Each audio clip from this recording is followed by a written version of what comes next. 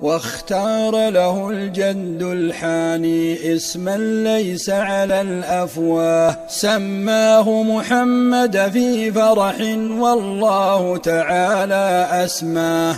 أحمد ومحمد قد وردا في الإنجيل وفي التوراة، وكذلك في الصحف الأولى، وكذاك زبور زكاه. سبحان المولى من ألهم عبد المطلب وهداه، والتمس له من ترضعه من بعد ثويبة ترعاه، فإذا بحليمة مرضعة من دار بني سعد دهاه.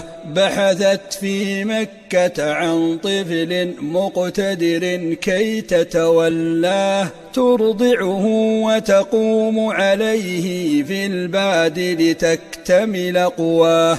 لم تلق سوى أحمد طفلا لا مال لديه ولا جاه، قد عرض على الأظهر لكن ما ظئر إلا تأباه.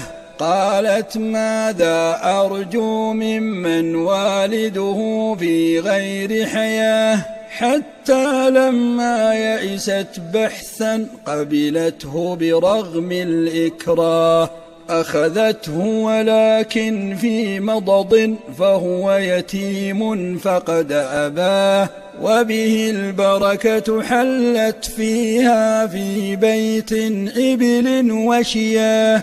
فالمرعى قد ملئ بكلأ في سنة شحت بمياه، ورأت في أحمد معجزة ظلا وغماما يغشاه، فدرت أن الطفل سيغدو ذا شأن ما شاء الله.